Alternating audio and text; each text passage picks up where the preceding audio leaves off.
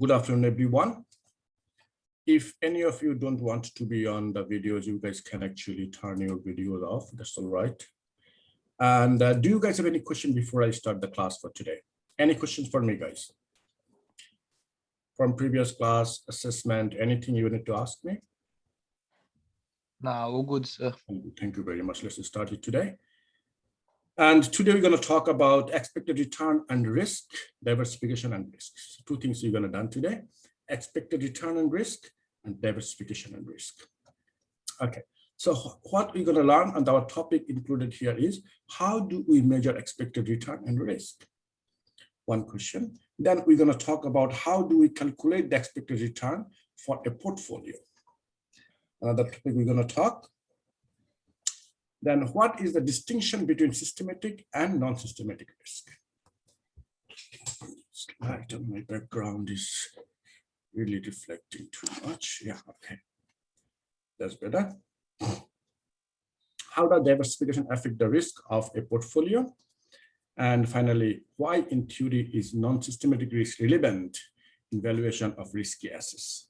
Look, when they talk here in asset, not necessarily they mean physical asset. It could be a share is an asset too.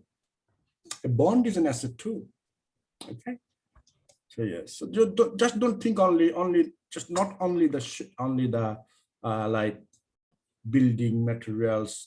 Those things are the only assets. No. Share could be an asset as well. Let's go.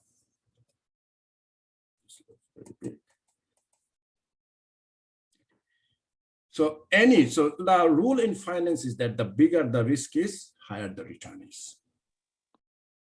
Okay, that's a nice rule they got. So we say here is this way: any financial decision involves some type of risk. Recently, we are expressing a volatile stock market due the uncertainty in the Chinese economy. 2015-16, Chinese economy had this volatility. 2008, 9, and 10. Global financial crisis we had throughout the world. Then if you talk about, it started in 1987 as well, that we had another one, 1929 even we had another one. So it's quite a long time we've been having these problems. Okay, so the stock market is volatile and the stock price plunged worldwide. For example, a company borrows money, faces interest rate risk, which may change due to the Chinese monetary policy. How do they mean actually? This is a very interesting thing they say. They say that a company borrows money, faces interest rate risk. We learned what is interest rate risk. Interest rate will change over time. That's a risk actually. And therefore, it is important to know the risk and return to make effective financial decisions. Okay. And these will help an investor to maximize the expected return. Risk is broadly defined as what is risk? Is broadly defined as the chance of incurring a loss. That's a risk. Risk is broadly defined as the chance of incurring a loss. In the financial context, it can be defined more specifically as the probability of earning a return less than the expected return. Very interesting. So how do they mean by this? You are expecting that you're going to receive 10% return profit. But based on this, you made lots of calculations. You took a loan at 7%, or 8% you took a loan, 8% interest rate, you took a loan. And you expected that your investment will give you 10% return. 2% will be your profit. For example, as a result, when you found that, no, interest rate has actually dropped. Okay, and you found that no, your expected profit has gone up. That's good. But how about it goes other way around? Interest rate is 8, and your expected return is not 10. It came down to, let's say, 8.5. It's a loss for you. Are you happy with this? No, you're not happy about it. This is not right. And you start to feel like, oh, wow, what am I going to do next? What to do now? How am I going to cover this 1.5%? That's for financial context. Okay. Now, measuring expected return and risk for a single asset. Single asset means one asset. One. It could be one share. As I said, a share can be considered as an asset too. It's something that gives you a value in future, that gives you an income in future. That's an asset. Okay. Do you all know the definition of assets? All of you know it? Yes. Okay, cool. Consider the following return and risk data for ABC company. So we have a data in here for ABC company. So this is year 2010, 11, 12, 13, 14, 15. These are 6 years. You can see here. Share price is like this, 5.32. So share price slowly increasing. But you see, 14 and 50 share prices dropped. See that? Prices drop. So what is the rate of return? How do you calculate the rate of return? Okay, very interesting. How do you calculate the rate of return? Look, I did in last class, we showed you that when you invest in a stock market share, two things you get. Share price goes high, plus you get some dividend too. Okay. The company gives you a dividend plus share price goes high. So put it this way, that in 2010, you purchase an item, an asset, I mean the share, at how much you pay? 5.32. Okay. And 2011, you see the share price is about 6.54. But if you sell the share, the same share, one share that you purchase, you sell the share, you're making a profit here, isn't it? You're making a profit. Yes. Perfect. Thank you. I like that response when someone talks with me as well. I like it. Good. Thank you very much. The price got up again, up again, up again. But interesting, notice here, if someone purchased the share in 2014, then in 2015 they will have a loss. You see that? So they are going to have a loss. How much? 9. A loss, yes, of minus 9.13.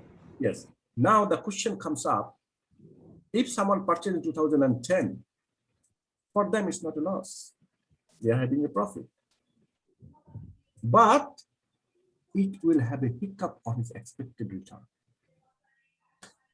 Right? But he was thinking like, oh, price should go up, and 9.5 should go around 9 point, at least 7. Now it went down. That's also a negative side. Anyway, we'll talk about expectation a little bit later. The rate of return is calculated here. I'll show you how to calculate this rate of return. It's very, very easy.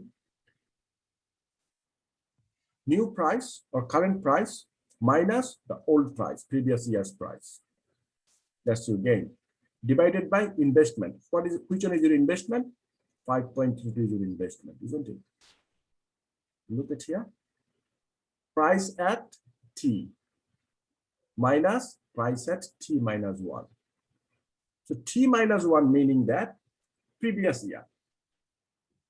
T minus 1 meaning previous year. You see? And plus C. What is C? If dividend was there, then the C comes up here. So you can see a dividend at times of investment of T. Okay. SPTI. Okay, TI. How do they mean by I? I means one share's name they're talking about. T is the time they're talking about. Okay.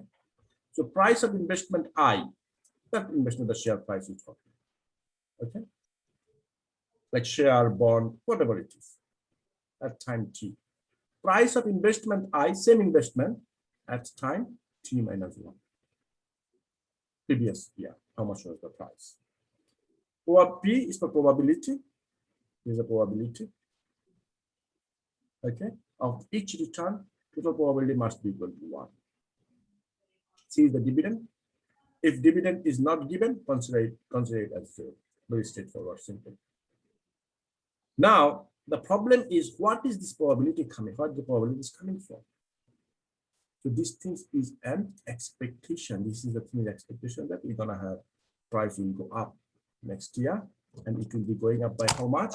It will be going up by, let's say it will be going up by, let's say, 5.3 to 6.54.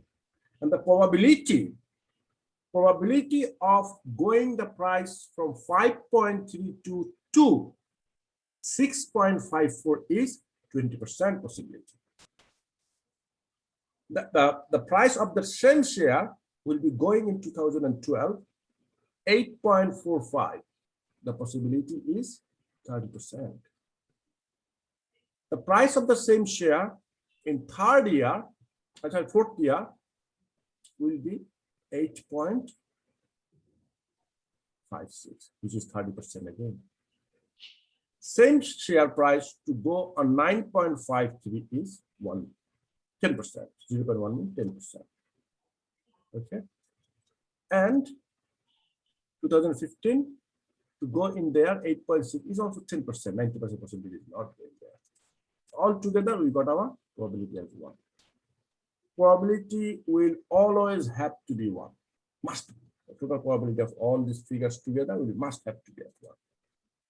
Cool. The probability of each return will follow a probability distribution function. Okay, that's normal. How do we calculate our expected return? Okay, all these figures we are forecasting, we're expecting. Okay, we don't know. Actual number, we don't know yet. We're expecting that should be the number. Okay, how do we calculate it now? Okay, that's our investment. This is our investment. Okay, this is our outcomes. So what we're going to do? Here it is, the formula. Expected return. So you see ER, expected return is equal to summation. Summation means plus. Summation of RTP1, okay, R1P1, R2P2, R3P3, like this. How do we do that? So we actually do these things. You see, this is return. That's your R. This is your probability. These and this needs to be multiplied. These and this needs to be multiplied. These and this needs to be multiplied. I'm going to actually show it to you guys in there. I'll do it in an Excel format. Here I'll copy the whole table. Copy the whole table. And Excel will be best here because there's multiplication is there. You can go like this. I'll show you how to do this. Easy.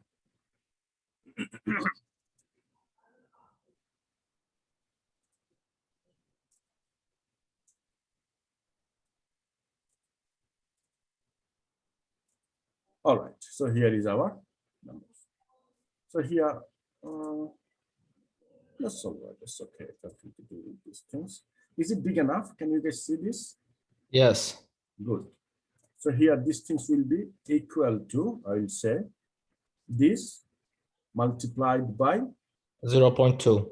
Exactly this. Okay, enter. And you copy this one, pull this down, same format. This is your numbers, and here it will be summation. So let's put these things as a summation.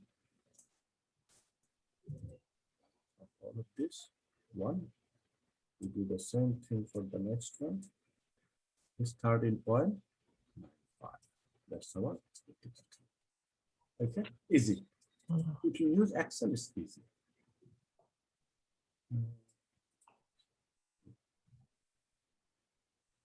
Okay.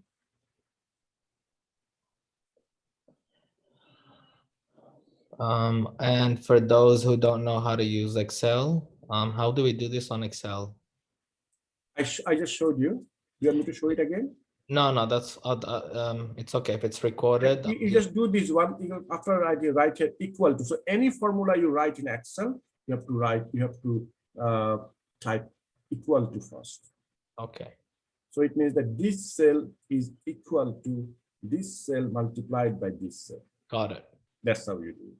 After that, you see the little, when this, you see the plus sign comes up here, and you hold it, and you click it and hold it and drop down.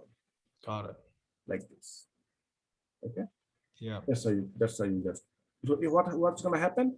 It will do exactly the same thing for next one. Next one, it will be equal to, you see, this multiplied by this, and this one, this multiplied by this, like this. You click here, you see C7, D7. Go next one, C8, D8. It will follow the same format. Got it. Okay, so you see, expected return equal to 13.96. That's expected return. Okay, therefore, in our example, the expected return for ABC company is 13.96. And now we talk about corresponding standard deviation. Is this? What is this? The deviation comes from here. What is the deviation comes from? Okay, So let's talk a little bit about this one. Okay, yes, so we have these things in here. Okay. So it is clear from the data that the investment return can range from minus, okay, range, interesting range. What is a range? We'll learn that. So these things, we call it as summary statistics, we call them. Okay, when you say range means highest to lowest, this range, that's what we call. So how much will be the highest, how much will be the lowest? So if we go back to this one, so our highest is 29.20, lowest is minus 9.13. So we can say that this asset can have a expected return range of expected return can go from, can go from 29.2 to minus 9.13. Okay, that's what they're trying to say here. All right, next.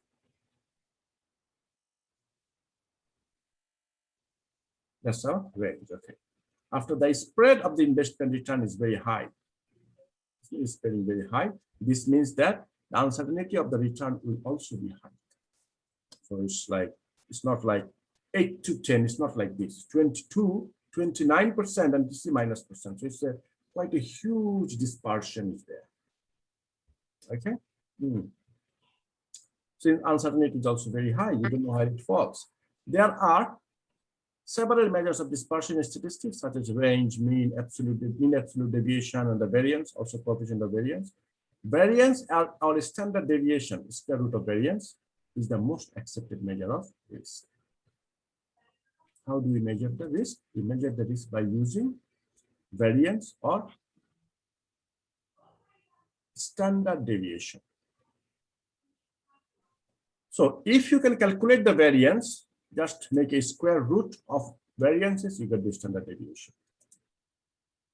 Okay, standard deviation equal to the square root of variances, which is shown as sigma.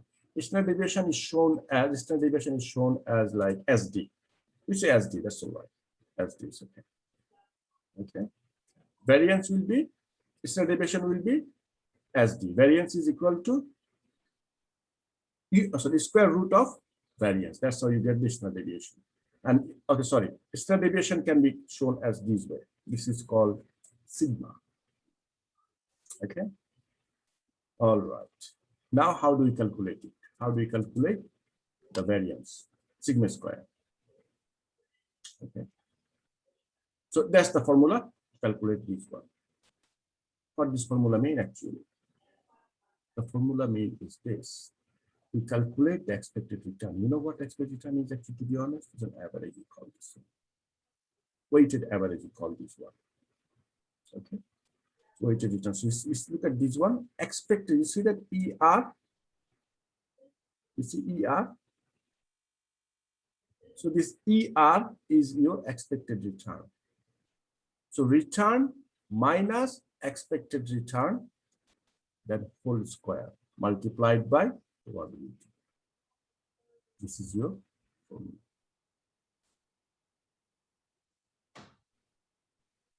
Getting a little bit complicated now.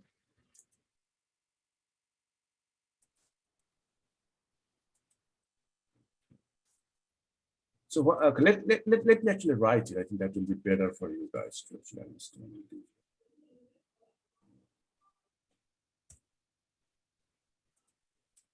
So it says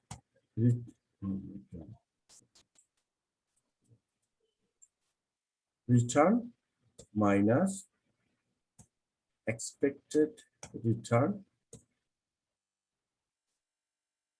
Okay, return minus expected return, and then you do the whole square.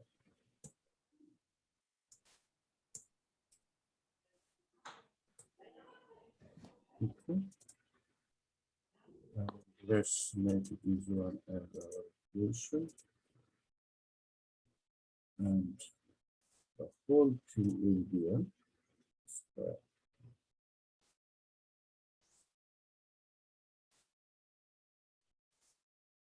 Square, then it will be multiplied by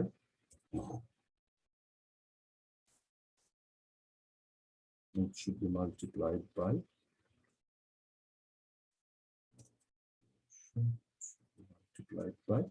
P. That's the formula. Return minus expected return. So we calculate expected return first. We calculate expected return first.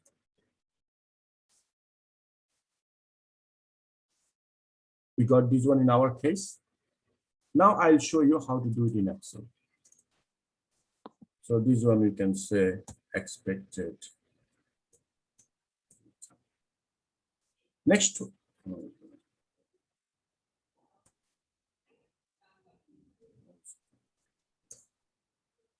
Expected.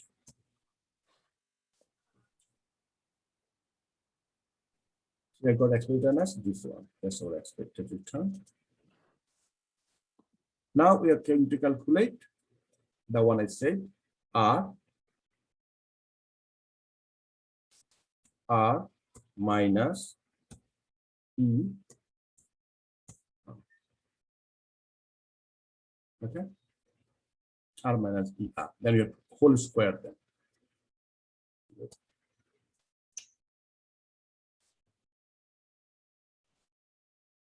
Whole square then.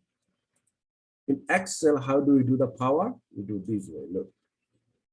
Let's get some. Yeah. Shift and 6 into 2. Whole thing will be multiplied by. Whole thing will be multiplied by.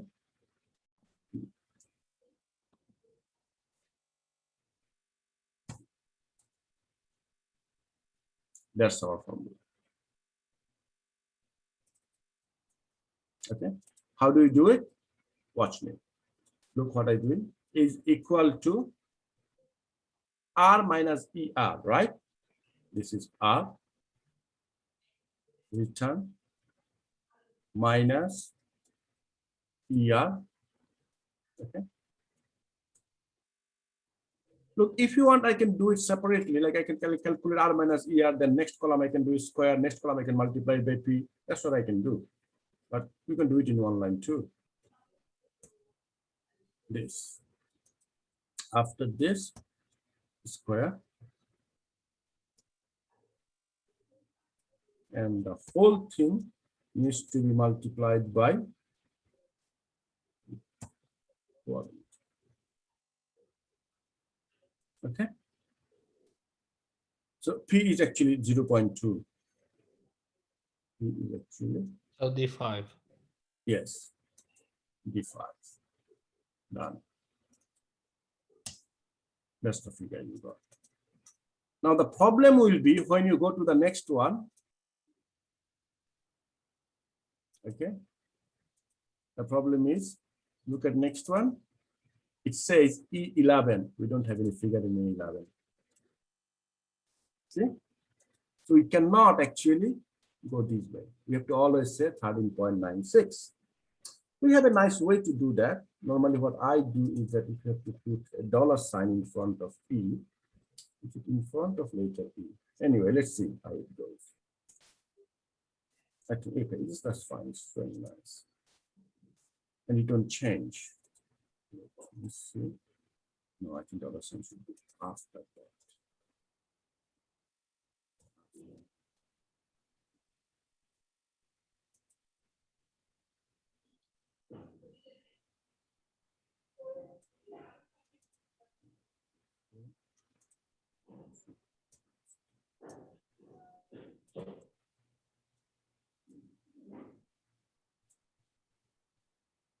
Yes.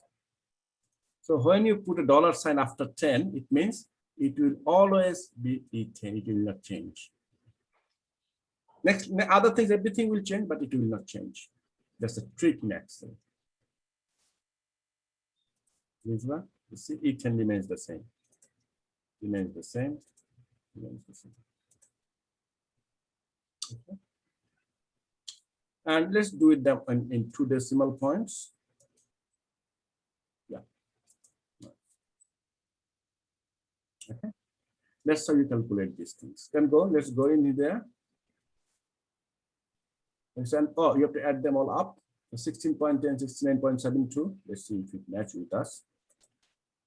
Yeah. And it will keep going with the same summation. 187.885. I will say 86. 187.86. Okay, this is 89. They went for the round figure. Let me see if I take the round figure, how much they take us.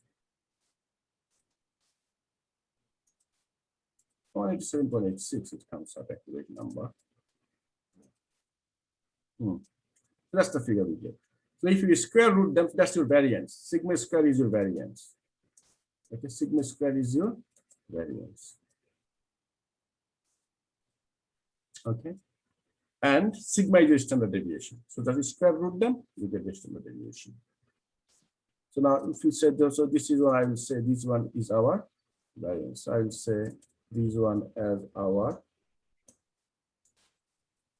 expected return. And this one is our variance. Okay. And I would say here, this one is our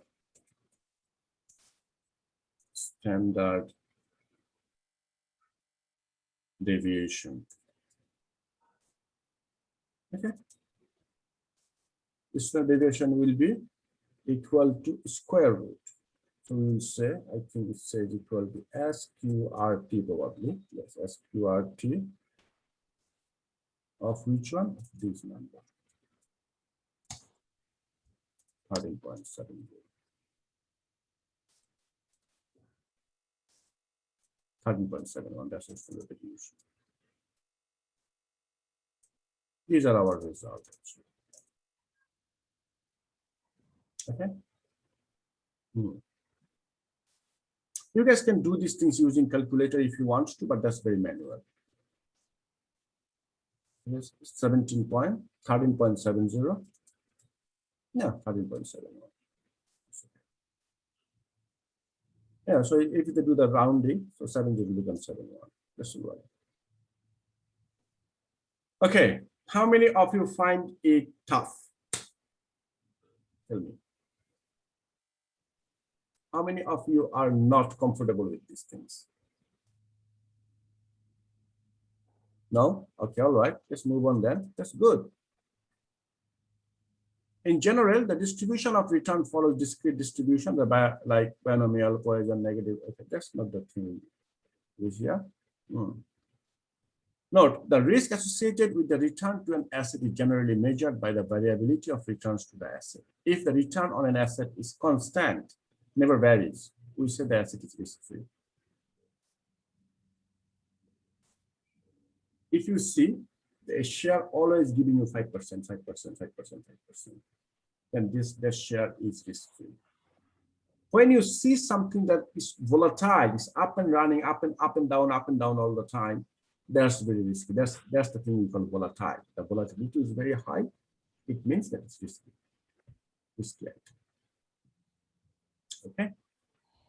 Yeah, we see that the variance is the average square distance. Okay. An advantage of the standard deviation over the variance is that it expressed in original unit of the measure. So normally we use the standard deviation to measure the variances or the riskiness of an asset. We use the standard deviation normally. Okay. I think in Excel, you guys can straight calculate the standard deviation as well. Let me see, equal to STD. Yeah, standard deviation. Yep, standard deviation. But the question is, let me see standard deviation of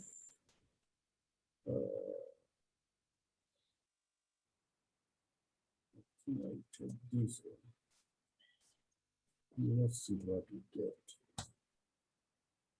No, it doesn't give us that figure, 15.5 now. Okay, I think I should try with the probability as well.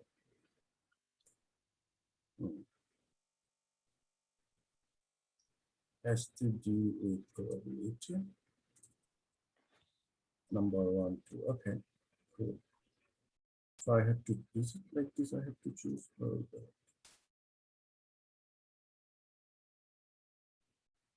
Let me see if it works. This is probability and that. 11 point. It doesn't recognize that.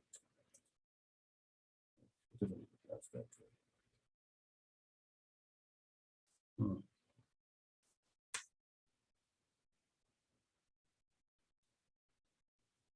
All right. Yes, an advantage. Okay, so the deviation is there. Thus, if the return to an asset is measured in percentage terms, the standard deviation will also be measured as percentage, while the variance will be expressed as a square percentage. So variance are actually a little bit complicated. So we better stick with standard deviation. Okay. Suppose we have the following discrete probability distribution of returns of 3 different assets. The 3 different assets we have: bond, company share A, company share B. 3 different assets we have the probability as well. Okay. So now we have to find out. Okay, then what we have to do. Government bonds are okay. So we have 3 things: government bonds, ordinary share of a company A, and ordinary share of company B. So bond, company share A, company share B. Calculate the expected returns and corresponding standard deviation of these assets. So of this asset, bond A, bond, the probability and return is here. For company bond B, probability and return. For company B, probability and return. Okay. How do we calculate these things? Okay. So we do the same thing. They did it manually. They did it here. I can do manually if you guys want me to do manually, or I can do it in Excel that like that way I showed you. So which way you prefer, guys? Manually, or you want me to do it in Excel?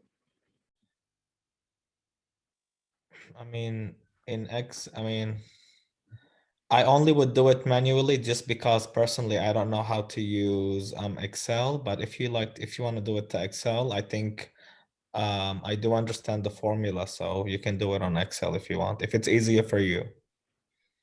I can do manually too, but manually the problem with manually is that I have to type all these formulas.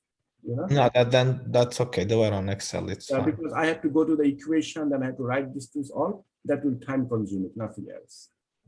But anyway, this thing has been explained in here. You guys can understand it, where it's coming from. Okay. So like here, expected return of bond, see bond. Expected return of share price A, expected return for share price B. So I can actually take this one. I'll copy this. Actually, no, I can actually take probabilities in here. Oh, they're not in. All right, they are not actually in table. They're not in table. I think I can still try it. And how can I convert them into table?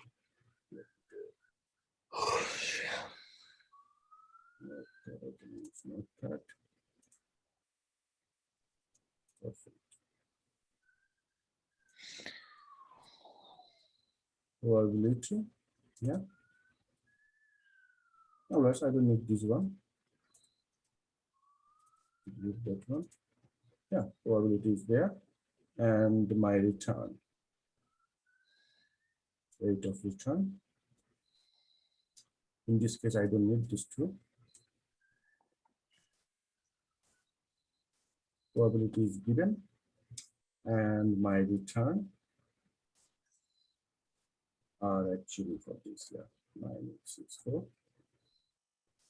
Take it straight to them.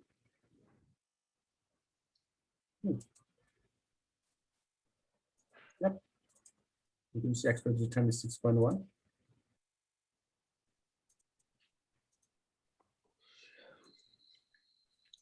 Expected return is 6.1. How did you get it? So this one is equal to, you can see, 9 into 0.1, you get this number. Okay. All right. I think here I should write down the formula. That will be good for you guys. So I can write down here, return is rate of return. And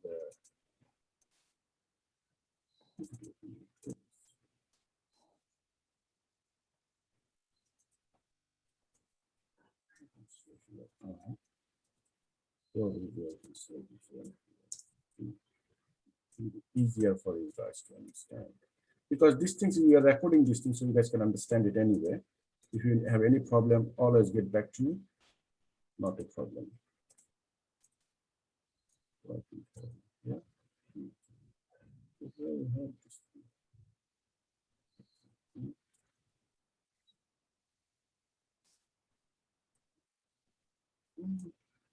Oh, gosh.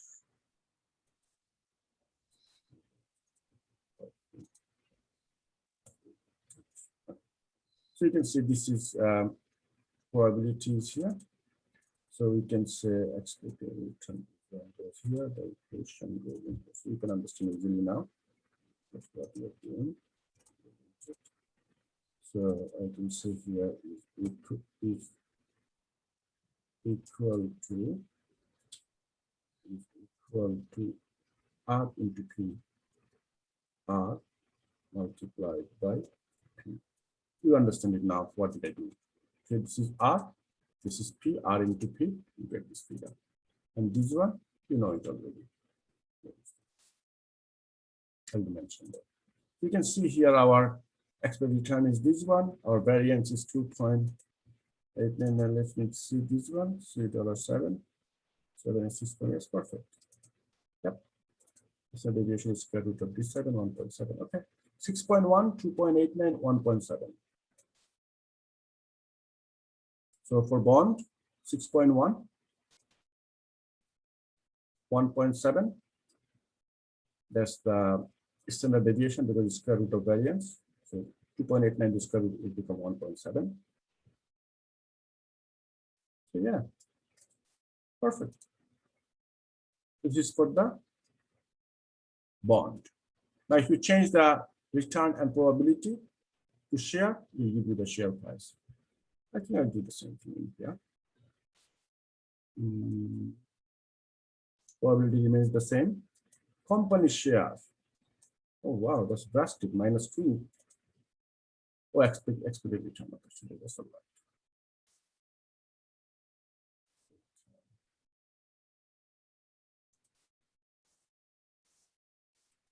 $6.9 and 4.06. 6.9. Okay, and 4.06. Okay. You can see they have shown in here as well. So -2.6.9, that's the expected return, 6.9. That's an equation, yes. You can see 6.9 that's the expected return, -2 is your return, minus weighted average return. So a 6.9, that's the expected weighted average return. That's what it is, actually, expected return, we call that. All right. And let's do the share price B.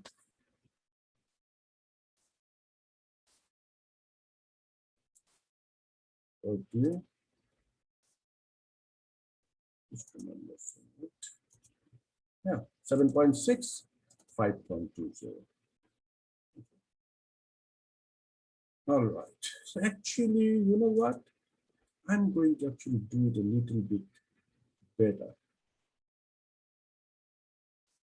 I'm going to do a little bit better. That will actually, you guys will understand it better if I do it this way. So we can actually compare exactly what's going on and why do we need these things to do this way and what is the reason for calculating like this. That will make you guys understand it better. The main thing of the subject is that you will have to understand what these numbers mean. That's the important thing. What these numbers mean.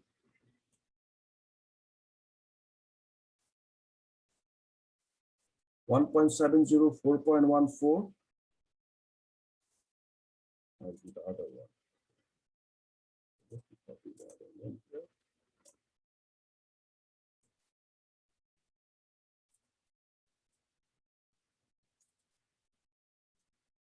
So this one is for bond.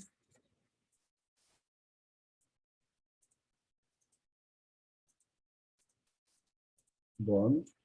This one is for share A.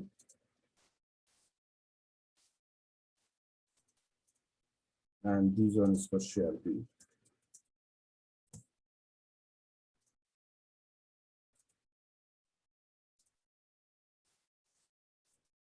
Okay. So for share B,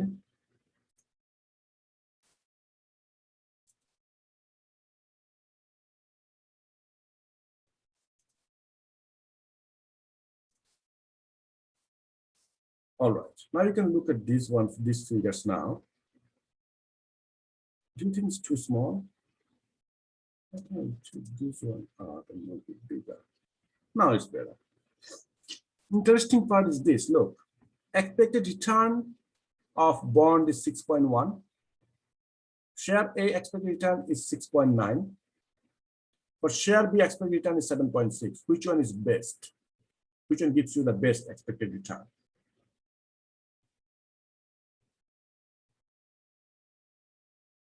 Guys, please, if you give me a hand. A. Share B, right? But which one gives you, look, for bond is 1.7 standard deviation. For share A, standard deviation is 4.14.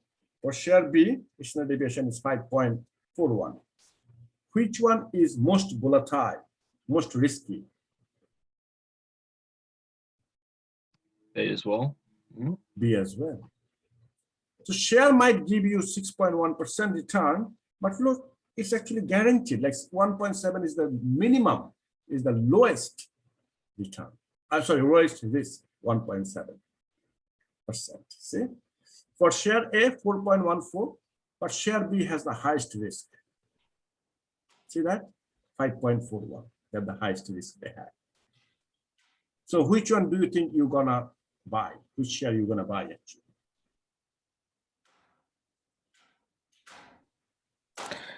The one with the I mean, it depends. If you want to buy a high risk share, then that means you expect the Higher return. return. Yes, yes, yes. You take a higher risk, you actually gain a better return. But there are some people, you know, some investors, they like to go for, like, take risks. Some people, they don't want to take risks. We call them risk taker, and sometimes we call them risk averser. So they avoid risk. So it depends on the person, what type of, like, become an investor. Like if you become an financial analyst, so you can suggest to them what they're going to purchase. Okay. If someone says, no, I'm 50-50, not very high risk, not very much risk, and also I want looking for a little bit higher risk, so you suggest them there. Make sense? Yes. That's what is about to understand here. Okay. How much return, expected return is 6.1%. We were expecting to get a return, but we are expecting that one will be lowest risk among these three. You cannot say zero risk because it's not zero, it's actually 1.7. You cannot say zero risk, right? The 1.7% risk. So among all these three, so bond has the minimum risk. Okay, so that's how it goes.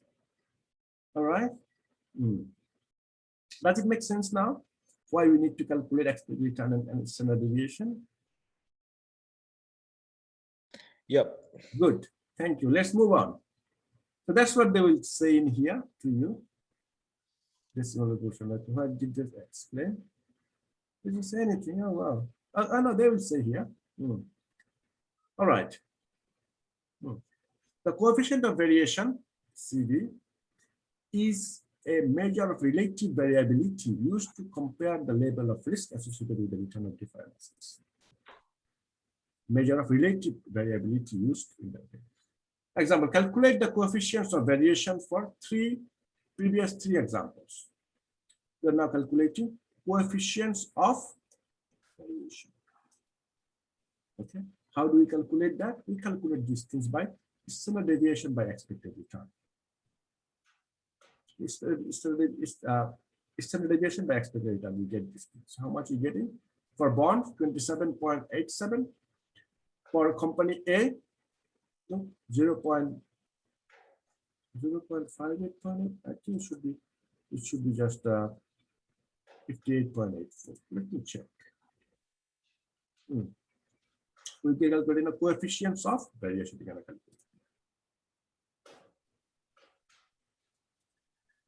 We say here coefficients of variation. This one will be equal to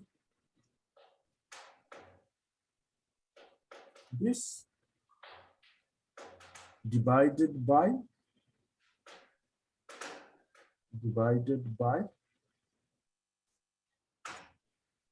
expected return. This, okay, and this will be in percentage. So we can actually multiply it by 100, or we can straight say percentage. You can say straight from here.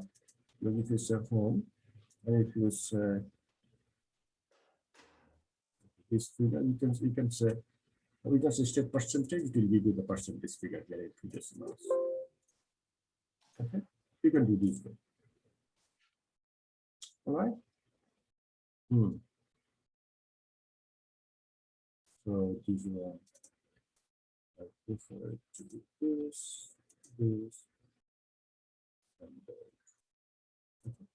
27% coefficient of variation. So let's go the same way we do it. 59.98, 71.21. The 3 of the coefficient of variation found here too. So 50, okay, this is not, if I can actually, it's not 0.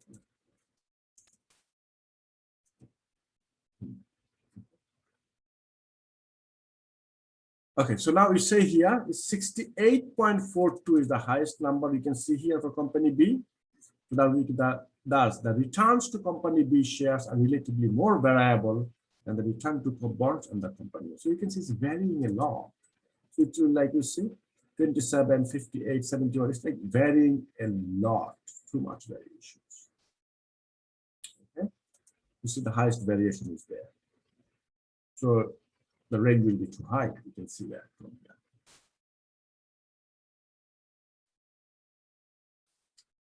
.2 divided by 7.6. How did I get 5.2? There is a 5.2. I think it's a rounding figure, right? Rounding error. All right, it's okay.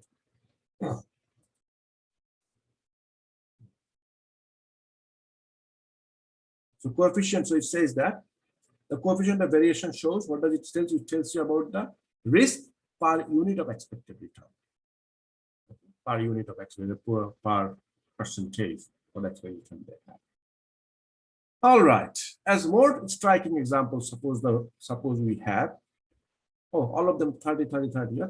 Okay. 1/3, 1/3, 1/3. Okay. All right. Company shares, company C shares and D share. We found here mean is 2. Company D's mean is 21. Standard deviation is 816. Here also 816.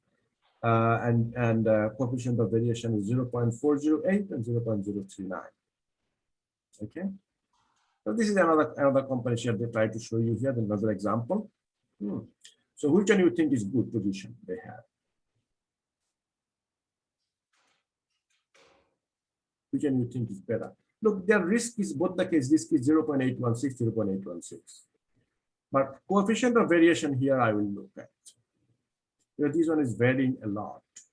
Varying a lot means you don't know how it will, from where to where it will go. That's the problem. Okay. This one is much more stable in here. Anyway, let's move on. Measuring expected return and risk when a probability distribution of return is not known or assumed. So when we don't know the probability, then what we do? Okay. In this case, we must base our measures of expected return and risk on estimates from an observed sample of realized return historical value. Wait, but isn't the probability 1 divided by 3, 0.3? Yeah, for this case, for this one. But now the B is another topic we're discussing now. We ended up in there. It's another topic. If we don't know, in this case, we know the probability for the previous example, like as this one, Yeah. we understand the probability. But what about if we don't know this 1.3, 1/3, if we don't know, then what happens? Then what we do? Okay. If we don't know the probability, we actually normally that time we go for the historical prices. What happened in the past? Okay. So we go for simple average mean. We go for standard deviation of return. These things we use differently. If you don't know the probability, that then how do we do? Now I'll show you something very interesting. I'll show you how do they mean by previous analysis of histories. Let's have a look at that.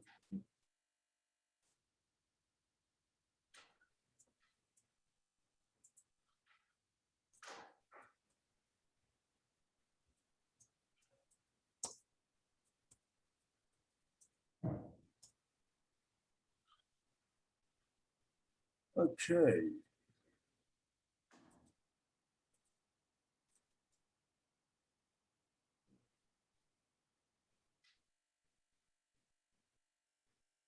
So this is the Yahoo Finance. From here, I'm going to show you actually that how a company's share price, you can see historical share price, you can see.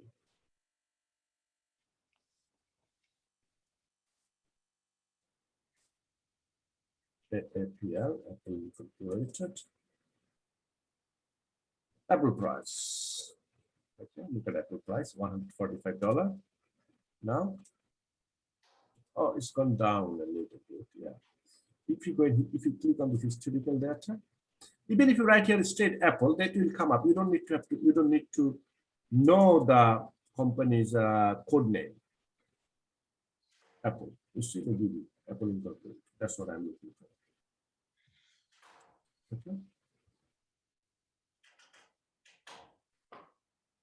You don't need to know the code name. Even if you write still the company name, it will show you. Historical data. Look at here, the data they have here, 2022, like 1 year data they have. I would like to show you, draw your attention on something very interesting, and we go for maximum. And I don't want to go for daily. I would rather go with monthly. Right? This is the Apple Computer share price. From 1980, when they went for public. Why 85? Went to 1980 in December 80 they went there. Let's show 85.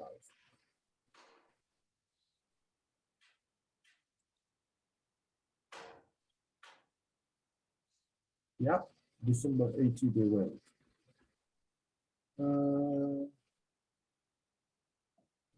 Let's see, where is showing 85?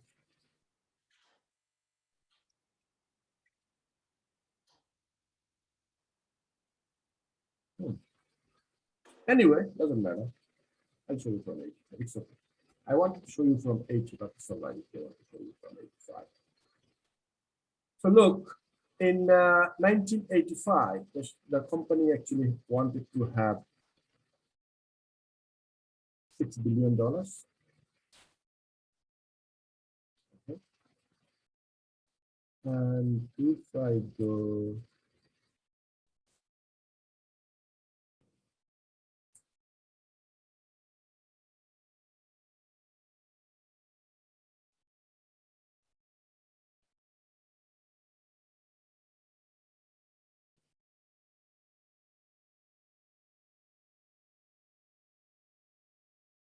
all right, look. So this is the thing, it's volume. Okay. How many shares they are selling? That's the volume, it's not dollar, volume. The open is the opening price for that specific day, like 21st of July today, the share price in the morning when they open up the stock market. by 145. Highest, it went to 146. Lowest, it went to 144.67. And closing time when they're going to close the day, the 145.401 per share price. So 153 to 40, it's actually going down. Okay, adjusted close, this remains the same. Adjusted closing. Volume is how many share was actually traded. Okay. It's on 1st of July, share traded well, opened at 136 and closed at $140, increased in one day. That's quite a good increase. You see how many people traded.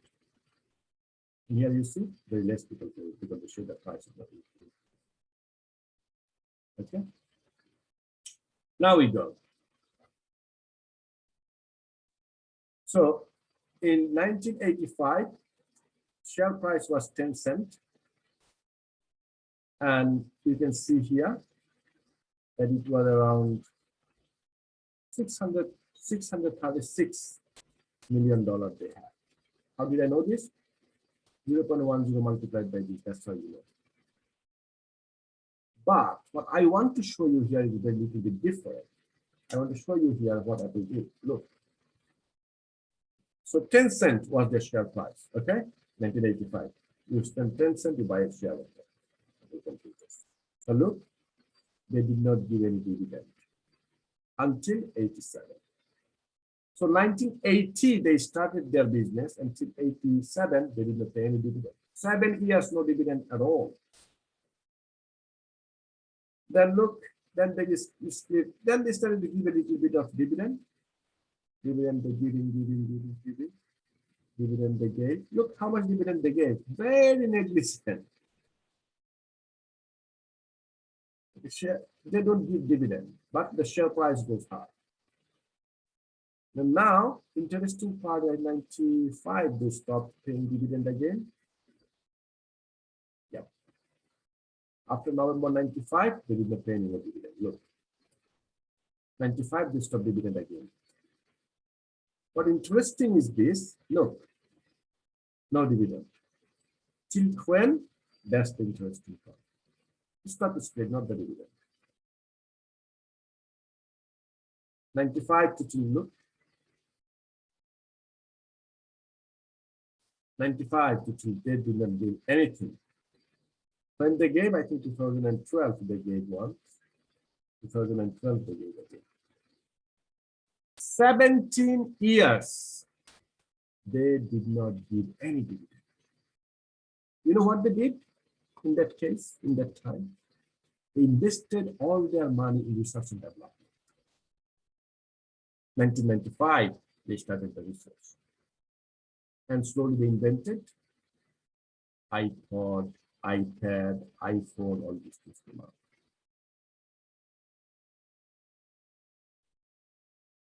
Okay, so that's what normally most of the time company does. So you can see here the share prices, see, $20 only. When the share price started to go up after that 2015, went up, never went down. Up. Chart.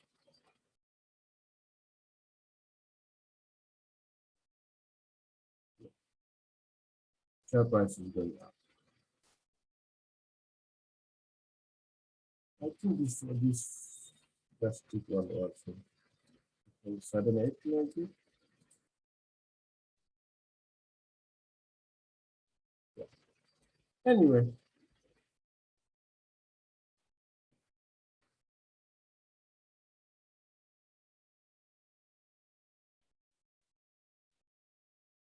The share price was actually. So D is the dividend they paid. After that, they actually start to pay a dividend again.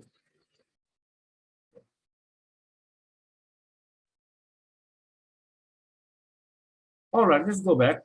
Yeah, so that's what I wanted to show you. That's how you see the historical price. When you see the history, you can understand what the company is going to do in the future. All right, so we can use the sample mean, sample standard deviation, and estimators of the mean and standard deviation of the underlying probability distribution. So not necessarily we'll always have to have a probability. We can use the sample mean and sample and population. Do you know what the meaning of sample and population two things? Anybody?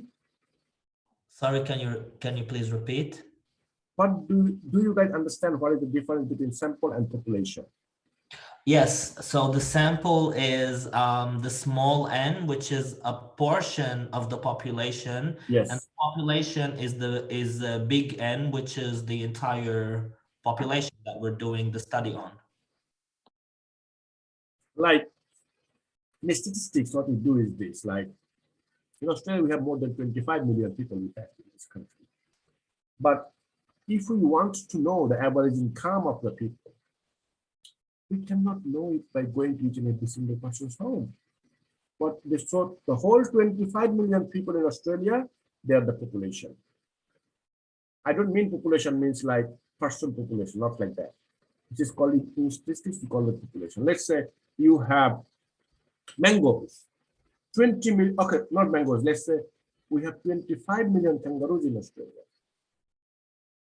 So what is the average weight of kangaroos?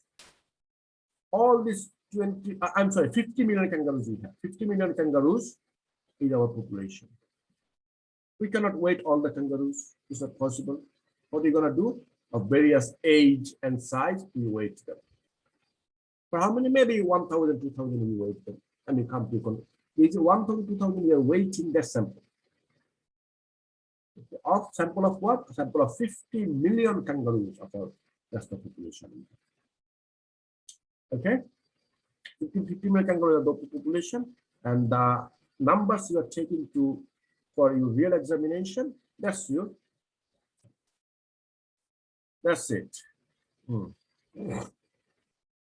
Now an example is in here. Suppose we have observed the following realized return. So bond as that's why the return. Company A share, company B share is there. Calculate the sample mean, standard deviation, coefficient of this securities. So it's very simple. How do you calculate the sample mean? Okay, just add them up divided by how many numbers are there. Okay, so these are around 1, 2, 6 numbers, 6 years, 6.1, 6.4. You know these things. So just average them. Average mean you use. If we do not have the probability to multiply with the return, what we do? We use the average. Okay, here our average is 5.5. Okay. Then we have to calculate standard deviation. How do you calculate standard deviation? Calculation of standard deviation is this: mean, the number 6.1 minus the mean whole square. That's the formula. The square root of 6.1 minus the mean whole square. For all of them, you do these things and divide this out. I can do this thing in Excel and show you how to do that. Okay. And I think I'll do the same. I don't need the probability this time. This time we're gonna do not the probability. We're gonna just delete this part. We don't need the probability. Here we're gonna just write down expected return on distance. Putting that up in here. So here we're going to say average.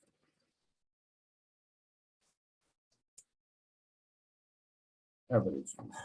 Actually, I leave it. To be honest, no, I will not do that. Oh. I leave it as it is. I'll take another one and I'll work in there. This is not a good idea actually to delete it because you guys can see the video, so you guys can actually. Let's let it be this way.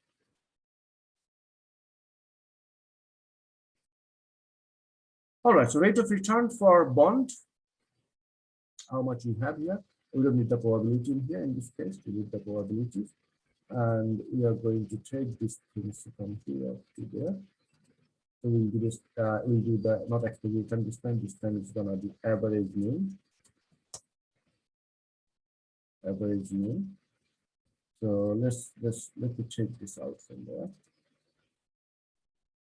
So this is the thing we have.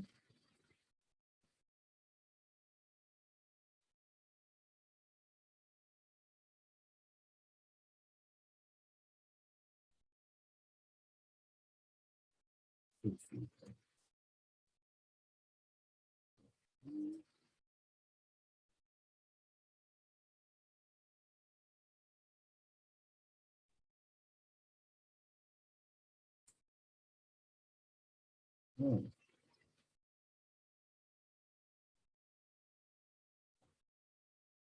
Six hundred.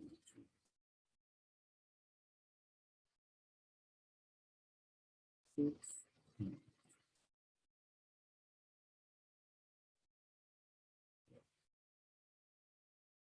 Yes, this one there, I didn't know, you know.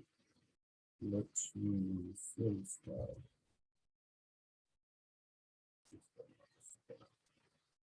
All right, 6.1, 6.4, 4.2, okay, and let them be in 2 decimal points. Perfect. So this average mean, it will be, you can go straight from here. You can say here average. Result. 5.5 average. Okay, that's for average. Now, what does you need to calculate? Standard deviation, right? All right. So I think I don't need the variance here. Do you need anything else? Average, standard deviation, okay, coefficient of variation as well. Okay. You can calculate the standard deviation. I don't need this part as well. So this time I will try to do it like this, straight on, as equal to as to the standard deviation. Yeah.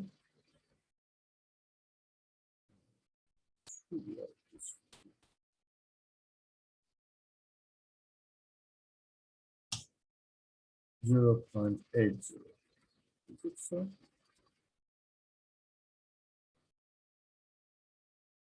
Yeah, 0.80. 1.91.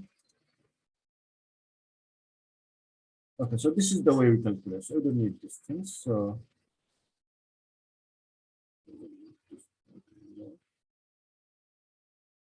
this to the standard deviation is this. Coefficient is fine. This starting by size. Is okay. Yeah, I think that could be good. So for this one, for the other one, we do exactly the same thing.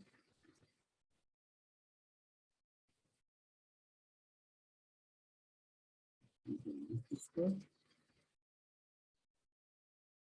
And in this case, our numbers are here.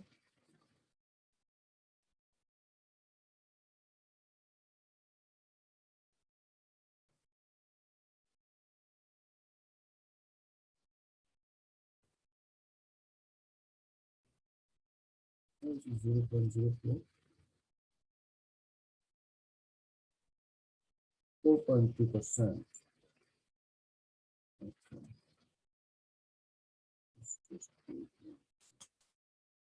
Yeah, it's 33.55, 1.91. And we do the same thing for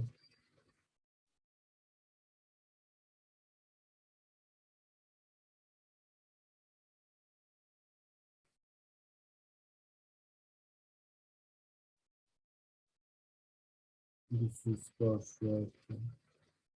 That's so line.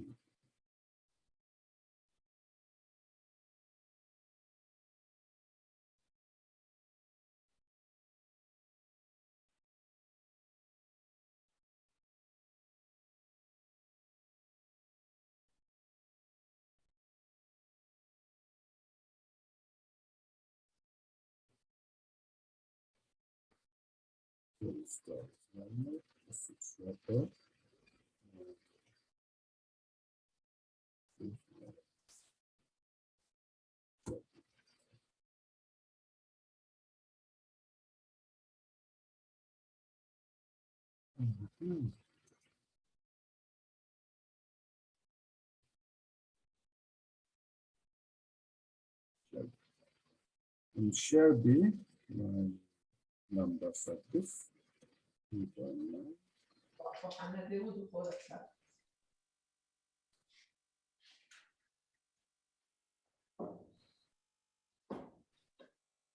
Okay. 5.6. Yeah. Okay. Actually 4.6, right? 3.9, the first one.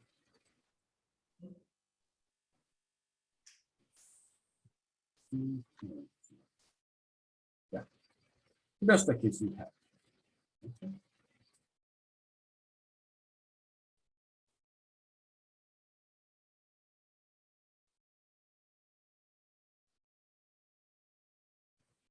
Now this is our three companies. You can see here, three assets. All right, so bond A.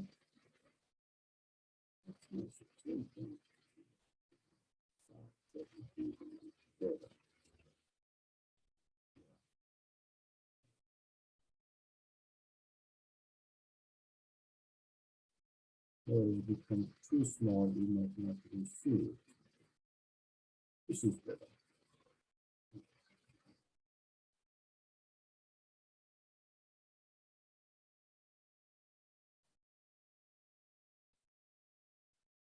Okay, so you can see bond, share A, share B. The average is 5.5, average is 5.7, average is 6.3. The average, I can see share B is good. Now standard deviation 1.48, 1.91, 0.80.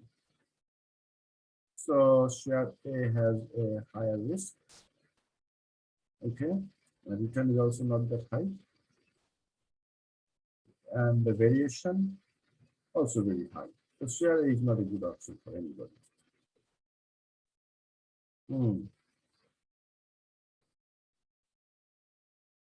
This calculation will be easier using calculator. Yeah, okay. Just showed you how to do it in scientific calculator. Okay. Yes.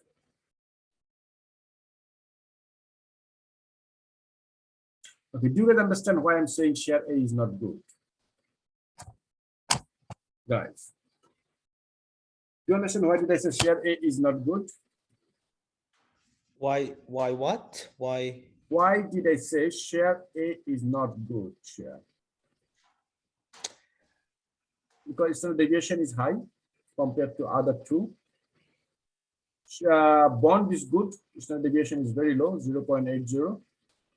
But share A, 1.91 is too high compared to share B. Then return is also 5.7 and 6.30 compared to share B. Return is also not that high. Risk is also too high, and variation is also too high.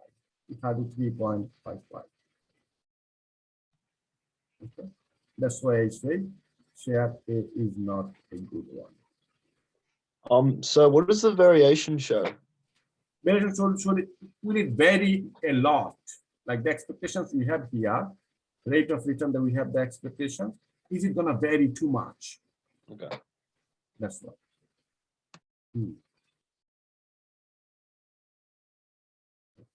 Yes.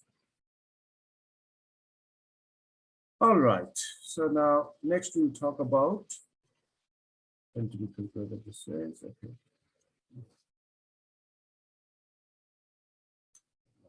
Attitude to risk. So that attitude to risk, I already mentioned it in the before a couple of minutes ago. I mentioned it about it.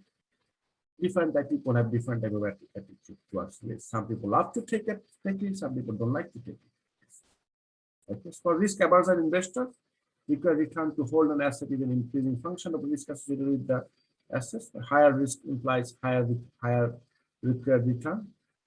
Risk increase from X1 to X2. For risk seeking, who is a risk lover, risk taker, for them, higher risk means higher return. And for risk indifferent, neutral.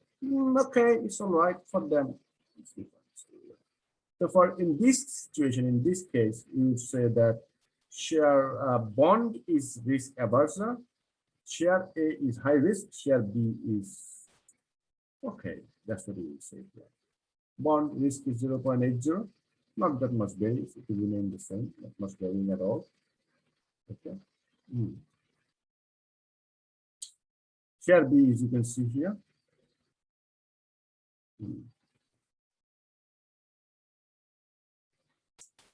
All right. So it's generally assumed that investors are risk averse normally, so they don't want to take risk normally. Okay, so in the middle is our risk indifferent. They don't indifferent means it's okay. Risk is there, they take it 50-50. That's people. Risk averse are the very zero to risk. Risk lover, they high on risk, they want to go for high on risk. Yes, so it says here return and the risk.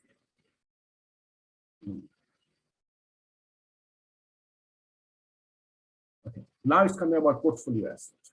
When you talk about portfolio means that you have more than one asset, not only one asset. And so far we've discussed about just one asset only. Okay. Now we are saying you have more than one asset. In finance, a portfolio is a collection of assets, more than one. Suppose a portfolio consisting of n assets. So you have n number of shares, for example, different types of shares. Where the return of asset J is given by this. J is a portfolio, for example. If WJ represents the proportion of the total dollar value of the portfolio associated with asset J, then the return on portfolio is given by this. How do they mean by these things? They mean W here is the weight. WJ represents the proportion of the total dollar value of the portfolio associated with asset J. So let me give you an example in here. Weighted average return, we call this one. Weighted average return. Let me give you an example here. That would be nice. First show you an example. You can understand better.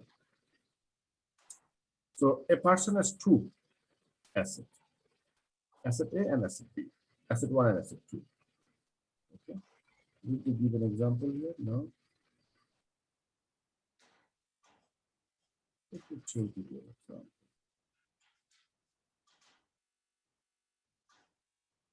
Here. Yes.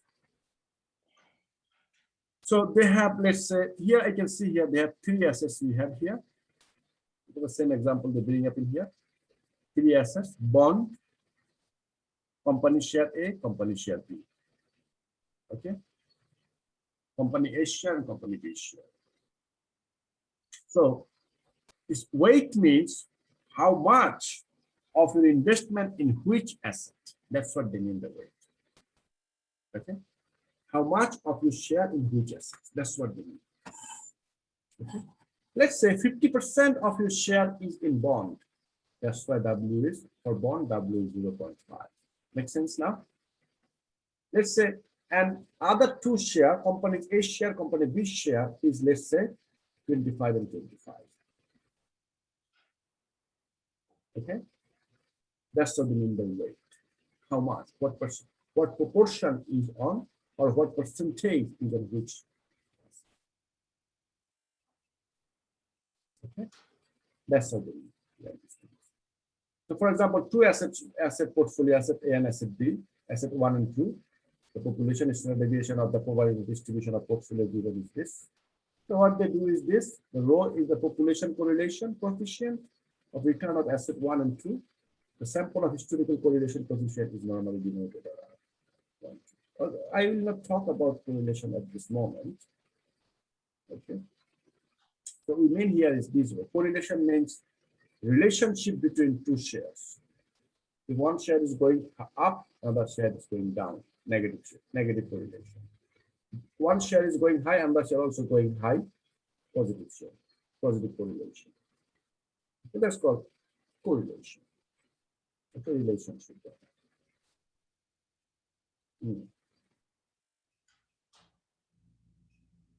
Sigma is the standard deviation of this thing. Okay.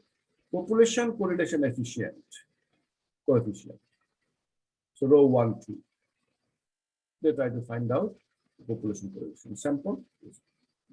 The difference between, I tell you one thing, when you will see something with this type of letter, Greek letters, that actually mean the population. Normal population will be presented with the Greek letters. Alpha, beta, gamma, delta, this thing. And sample one is normally shown by alphabets, like English alphabets. Okay. That's the normal practice in statistics.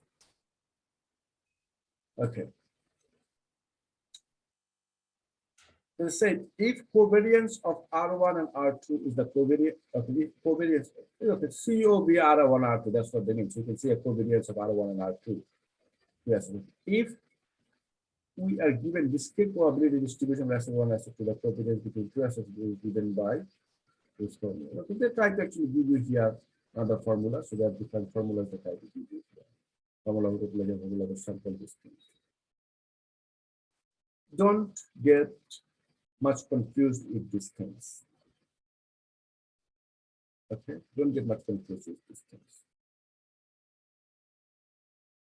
Okay. Just try to understand what they mean. That's it, nothing else. Let me actually change this. Here this is positive correlation. It's positive correlation R1 and R2. Where it's a positive correlation is like this. This one is called, I don't know if you guys have done economics or any other subject or not. If there is a positive relationship between two variables, here one variable is R1, correlation 1, and correlation 2. Okay. Two items, return 1 and return 2. If both of them are positive, it will be like this. It will be going like this way, upward sloping. Okay. If they have negative relationship, they will go this way, downward sloping. Always. Not only in finance, in every diagram you draw, if you want to show a positive relationship in two variables, it will be like this type of line you have to draw. This way. If you want to like positive, but the positive upward sloping. If it goes as a negative relationship, it will go downward sloping. That's all right. So here they try to give you an example. Let's do this example. It's important. Given the previous sample of realized return, suppose that the half of the value of investors' money invested in bond, quarter in company share A, company A share, quarter in company B share. Calculate the mean and standard deviation of this portfolio. You don't have to calculate the correlation. The correlation can be calculated by using Excel too. How do we calculate this one?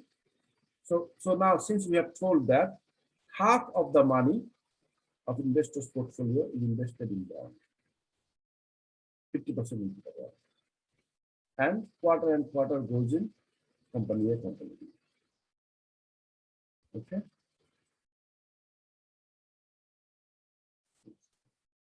So sample mean will be very simple. This is your return. Okay, this is your return. So we have to calculate this way: 0.5, 6.1, 4.2, 3.9. Okay, where did we get this number from?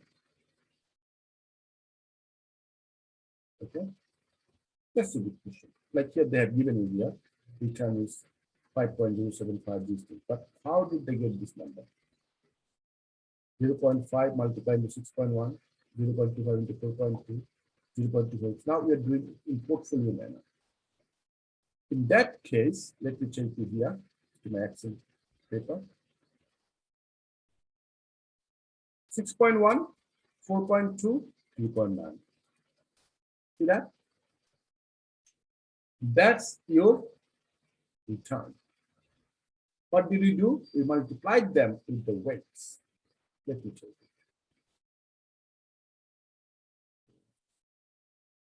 This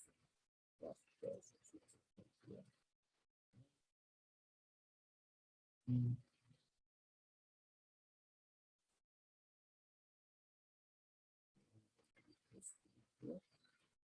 Okay, here is my sheet. And weight, I know my weight. Bond weight is actually, I'll say here, 0.50, 50%. Okay, I'm writing in decimals, okay? And share A is 0.25. And share B, 0.25 again. Okay. How do you get the portfolio return? Now here you write portfolio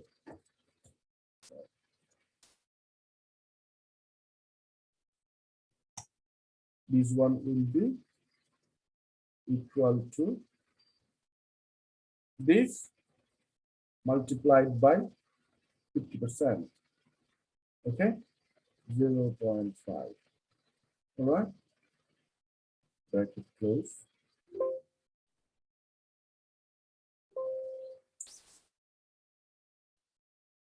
Bracket close. Plus this multiplied by 0.25. That's what they did.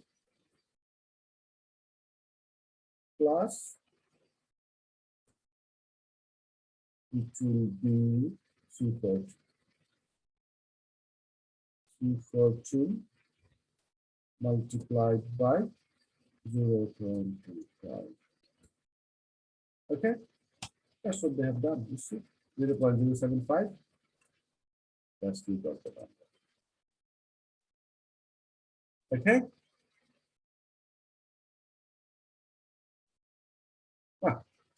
I put it curious.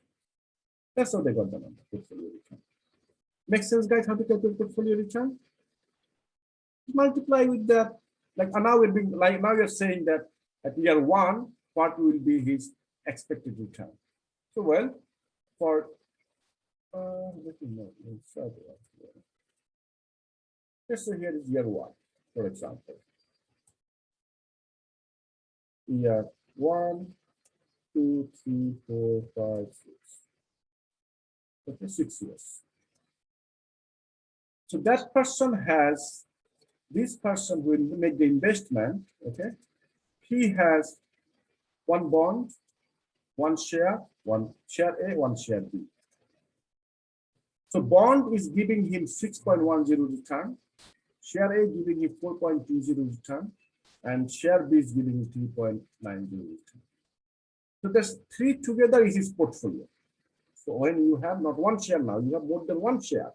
That's why I'm saying this is portfolio. There are three different types of asset you have, asset portfolio. So how much you invested in bond? 50%. The multiplied with 50.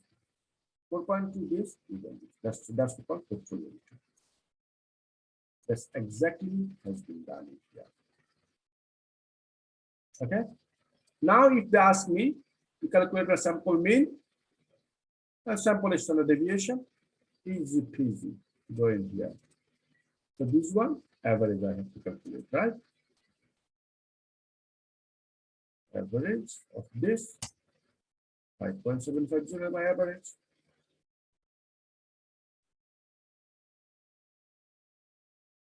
Okay, and go here. Standard deviation is 0.79. Let's take it 3 decimal points. Since we have 3 decimal points. Okay. So 5.750, standard deviation is 0.694. 0.69. Okay, 25. Yeah, 4. See that? Average is 5.75. Make sense, guys? Yep. Or diversification analysis. Oh my God, I got only 20 minutes left. We are so deep into this discussion today. I don't have much left actually, to be honest. Almost there. Yep. But not much left. Let me finish with that.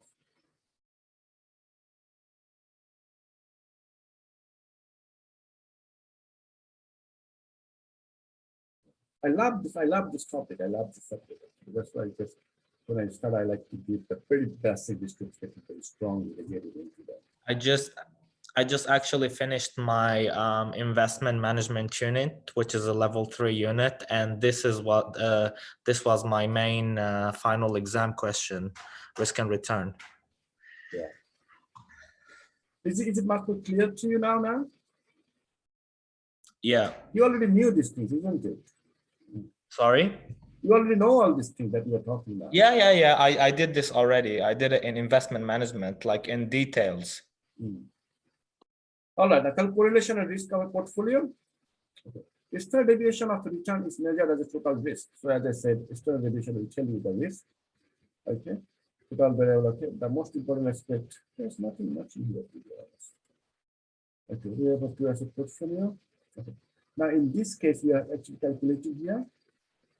Remember the 2 assets portfolio is that. So W square sigma square R. So they're trying to say here is that what will be the minimum standard deviation. In theory, if the returns on 2 assets are perfectly negatively correlated, assets can be combined in such a way. The 2 assets are actually there, let's say, these 2 assets are negatively correlated. It means one increases, the other decreases. Negative correlation should they have. Okay. The returns are 2 assets are perfectly negatively correlated. The assets can be combined in such a way that the standard deviation of the portfolio return will be minimum.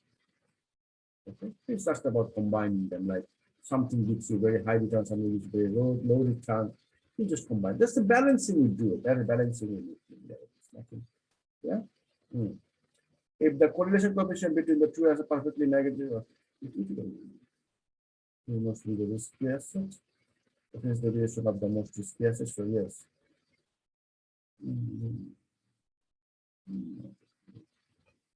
If the correlation coefficient is equal to 0, that means there is no relationship between 2 assets. One goes positive, another goes negative. We understand. Okay, my bond is giving me positive return, my share might give me negative return. This is negative relationship, we understand. But, oh my God, yeah, give me a minute because it seems like my laptop is having a battery shortage. Let me connect the charger on.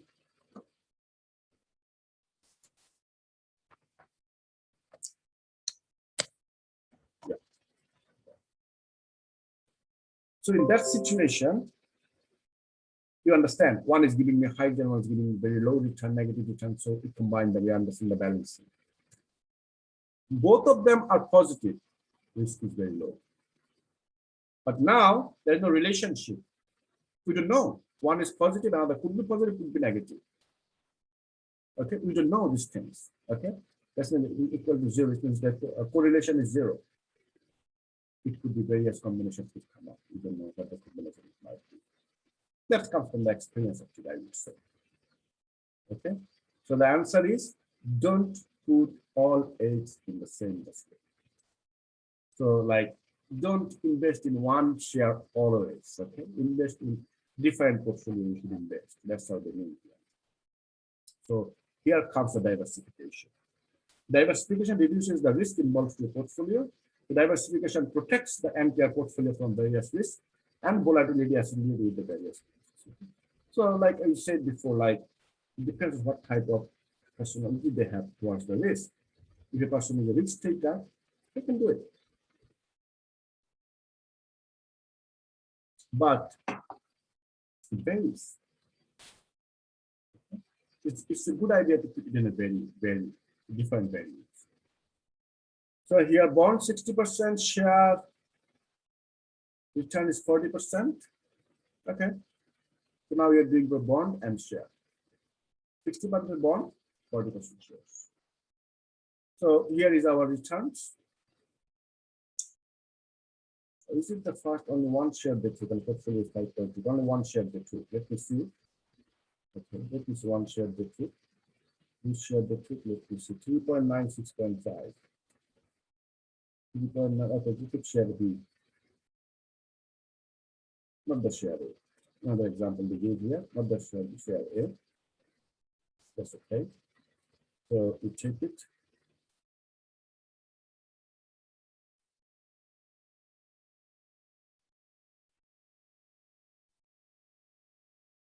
Let me put share A, so I will move this one. I'll delete it. I'll bring this thing. So,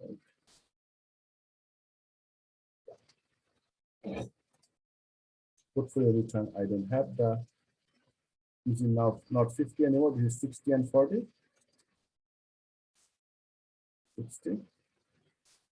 And here this is 40. So this one will be not 0.5, it should be 0.6. And the middle one is not there anymore. We have it as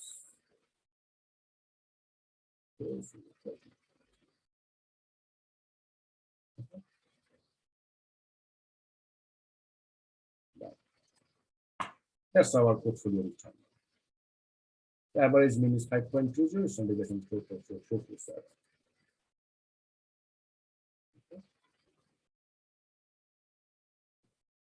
For 5.22, 6.44.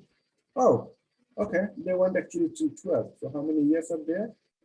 7 to 12. So 6 years actually. Expected return is 5.83. Expected return of the portfolio. Standard deviation is 0.98. Let me see. Let's just see.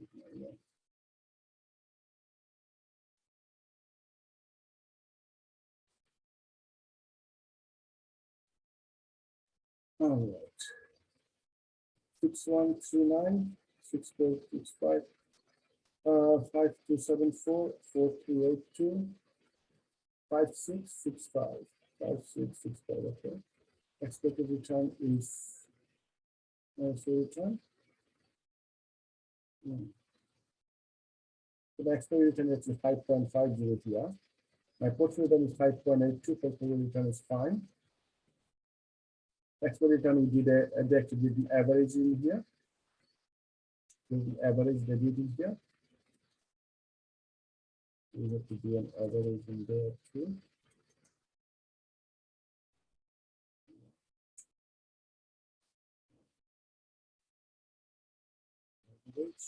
Distance 5.5 is the average return of distance. 5.5 is 6.3 is the average. So you can say here expected return.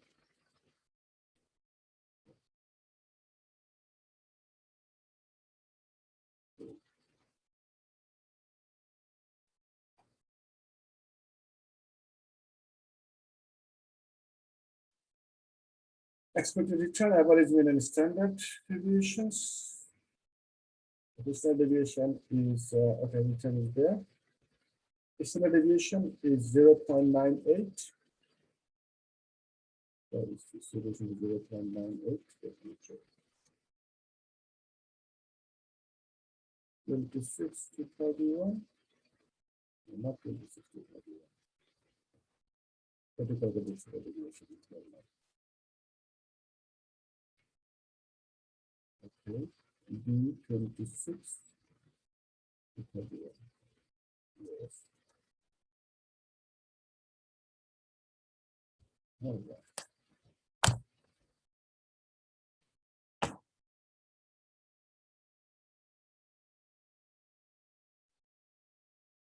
Let me check. Maybe you can go the weighted missing might be. Correlation coefficient 0.67. It's not very correlated. Coefficient goes, we say coefficient is very correlated if it goes more than 70%.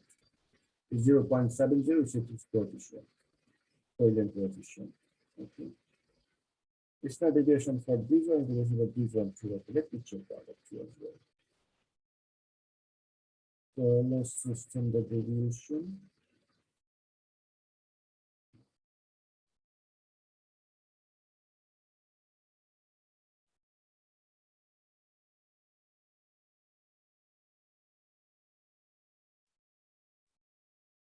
1.20, so 828, 833. Good. This is 1. This is 0.628.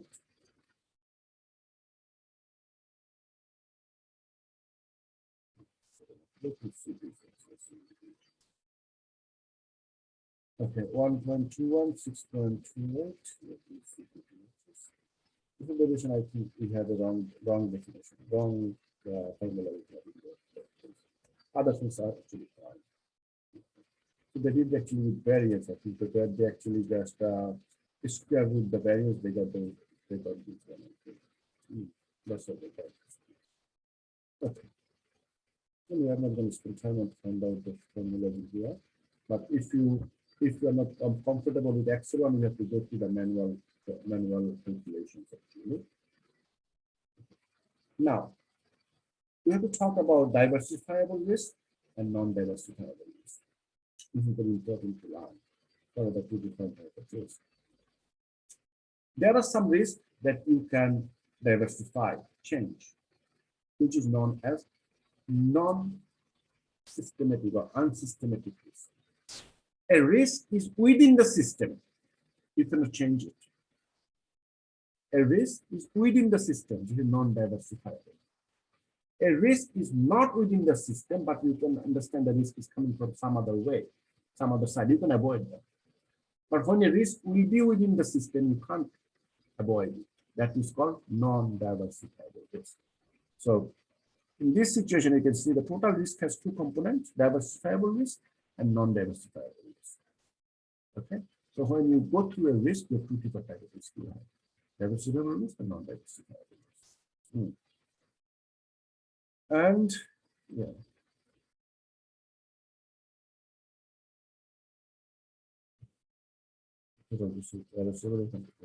So there are some risks like risks that affect a large number of assets that are larger called non-diversifiable systematic risk.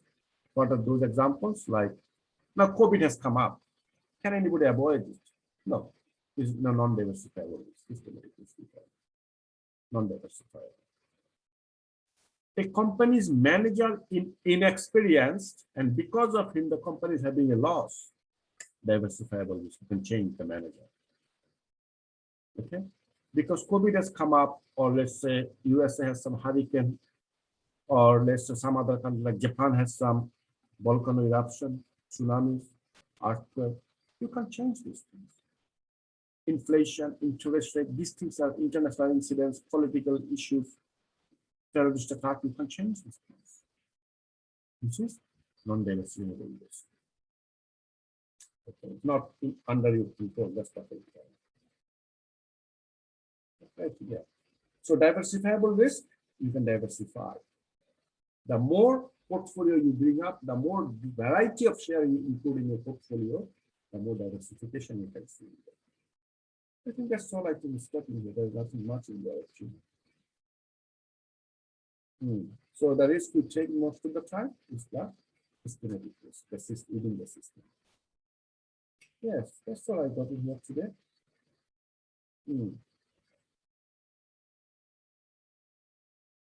All right, do you guys know how to find out the solution for these problems? Isn't it below Yeah, the worksheet link? yes, Yeah. answer to that. Go through these workshops, solutions. If you cannot find anything, if you don't understand anything, ask me. Okay. Well, I think I'll stop right here. Only 5 more minutes to go. So let me do our attendance here before we go.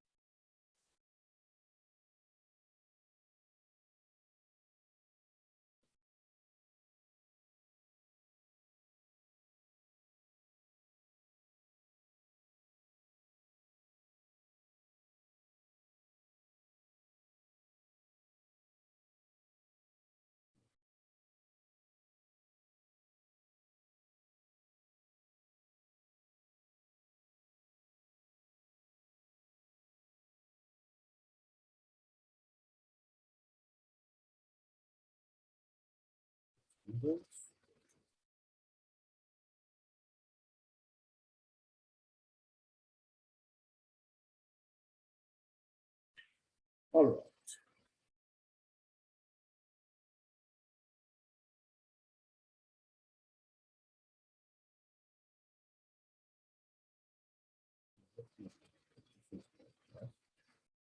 Yes, Hamza Abid, you there? Hamza Abid? Can you guys please unmute yourself now? Hamza Abid? No. Then Haura Al-Brahim, Yes. thank you very much. Nasser Antun, Yep. thank you very much, Nasser. Tuan Bak Duang, Tuan Bak Duang, no. Zheng Yang Huang, Yes. thank you very much, Zheng Yang.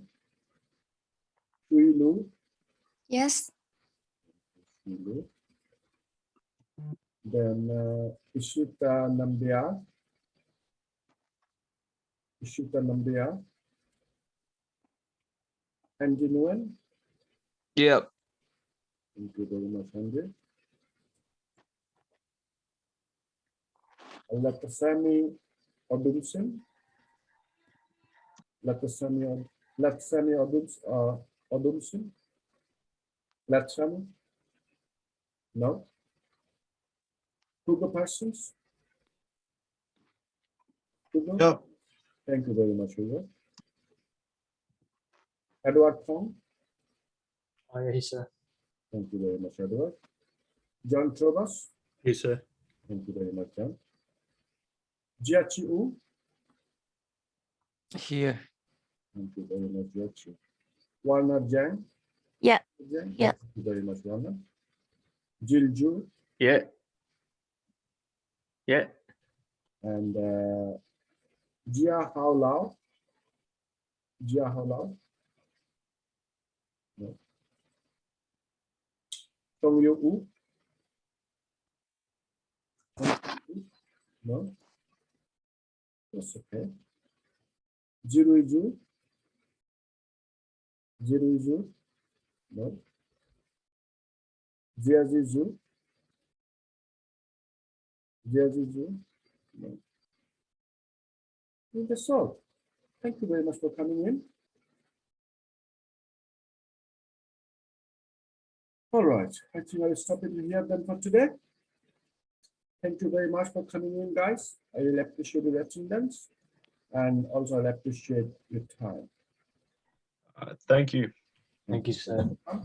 Stay safe and have a good evening. Good night.